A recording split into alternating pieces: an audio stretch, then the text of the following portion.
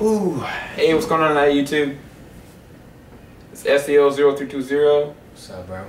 Joe Johnson 030. Alright, we are back again for a brand new Flash review.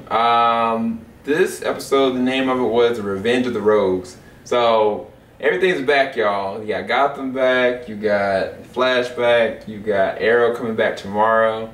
I'm really excited about that, given the conclusion of how that was. I'm going to go ahead and read a synopsis of this episode, though, for The Flash. As Barry is struggling to train his speed in order to beat the reverse Flash, his old friend Captain Cold returns to Central City with the help of a new villain, Heatwave. What's so interesting about this episode is that they took stars from the show Prison Break. You got Wentworth Miller and Dominic Purcell. Wentworth played Leonard Snart in the episode before where Flash actually got really beat pretty bad. I mean, at the end of the day, like, he really escaped on his own and Flash couldn't do anything about it. He found that in himself, he had the ability of being able to do so many awesome things, especially with the train sequence. That was a really awesome sequence. But this one topped as far as like action and cinematography, and especially the CG for this episode. But then you introduce Mick Roy that plays Heatwave for this one, and he adds a whole other element to it, which we'll go into a little bit later. But the first part of the episode, I was hyped up about it, weren't you, Jeff? Yeah, that's definitely.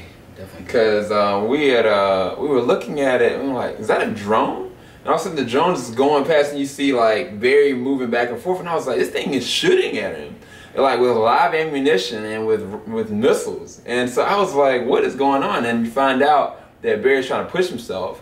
And given the circumstances that happened in the last episode, you find out that Barry is still dealing with levels of fear, and then fear is guiding him to be better, to train and listen to what Oliver said and suggested, but more than anything now, like his willingness to do whatever it takes. And so that puts a strain on his relationship with being with a CSI and working with the police department and doing the small subtle things, as opposed to focusing on trying to be better and be faster than the reverse Flash, because he thinks in his mind that any of his family members can get killed, like at any second. There's nothing he can do about it because the man beat him on his own turf. Only reason why he didn't, because Firestorm, or we know as Firestorm, jumped in for this episode. But I really liked the first part of this episode. It was a really good start to the build up of the episode. What did you take about, I guess, after the beginning, how it progressed after that point? So after the beginning, the intro scene, pretty much they go into introduce like the villains, reintroduce the villains, and you know, the Captain Freeze, or Captain Cold. He has like his new partner. You can see kind of like their interaction and what they're pretty much plotting against the Flash. That's what really takes place as far as how the show continues after that point. And you kind of get like hints of you know,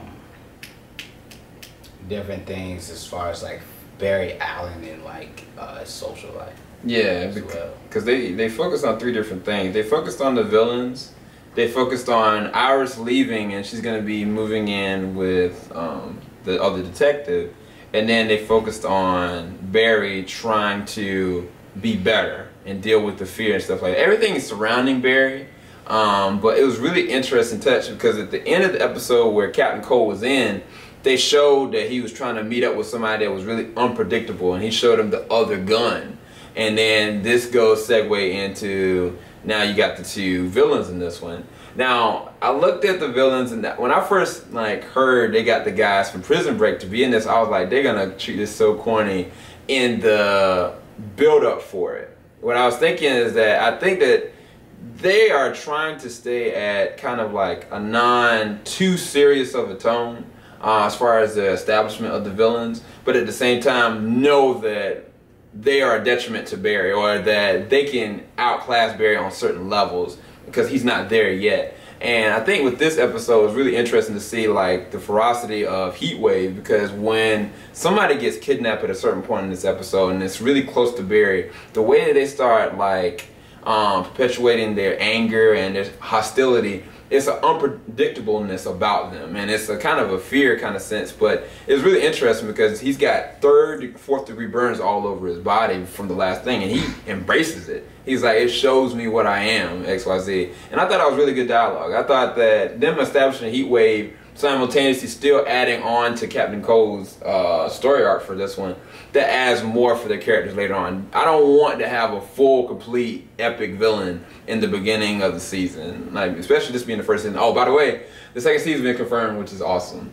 But that gives room for these characters when stuff happens to be more of a detriment in the later on episodes. But I really liked how they kind of treated like the establishment of bringing these characters into it. But what was really interesting is Iris in this episode, because she's dealing with some emotional inconsistencies because Barry professed his love to her. Like he shared like everything he really had inside, and it was a point in it was that she had a bag.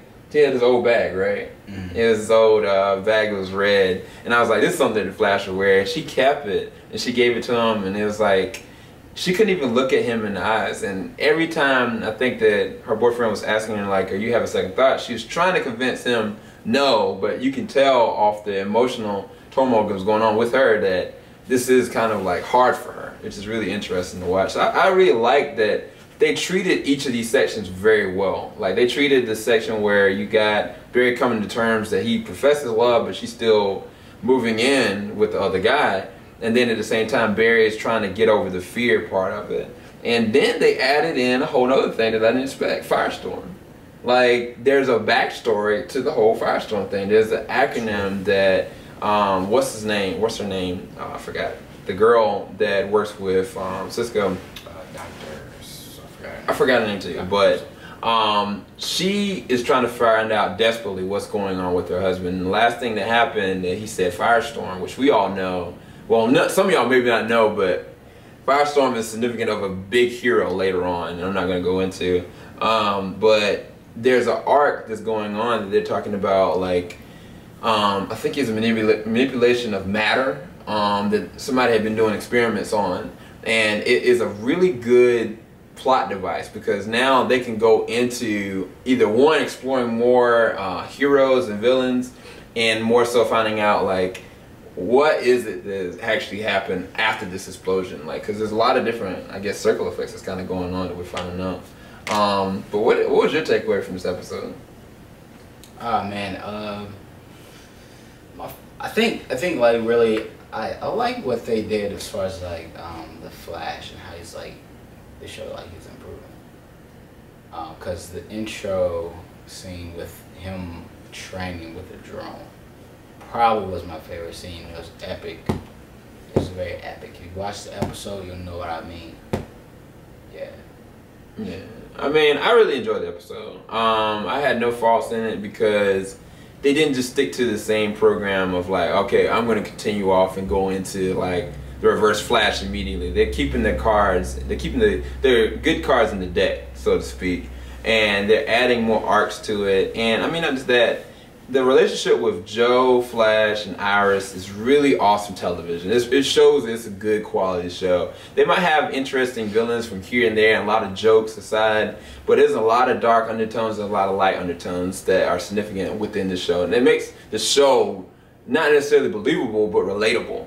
And so I enjoyed it. I mean, I enjoyed the CG effects. I enjoyed the build-up up until the fight towards the end, and even like the resolve of how the fight had to go in. I really enjoyed that. And then there's a certain thing that actually happened at the end after the credits. After you think everything is over with, you just notice with each episode there's something you need to pay attention to. But yeah, I really thought it had a lot of epic moments in it. There was one thing that I heard that the professor say, which we all know, that the professor, he showed signs that he might have been the Reverse Flash because he had the costume of the Reverse Flash. He had said to Barry, "I hope we're not villains." Like, he was in the background. He said that to Barry at one point in this. And Barry said, "I don't know what you mean." And what he was talking about was something else, but it sounded like a play on words. And so I think that there's something else going on. I don't think just he's the Reverse Flash. I think there's more to it than that. And if you notice in the beginning of the episode, when Barry was done with the drones and he looked like he was about to get killed, the professor looked as though he was about to stand up. And I was like, why would he do that? You know what I'm saying? If he's reverse Flash and wants to see you very dead, why would you stand up? If you're gonna stand up, it means that you're trying to protect him. Why would you do that? You know what I'm saying? So it's more to it than this, and I can't wait to get into it later, but it's really good, interesting questions that intrigue me throughout this whole entire episode. But yeah, this concludes our review for the Revenge of the Rogues and the Flash episode.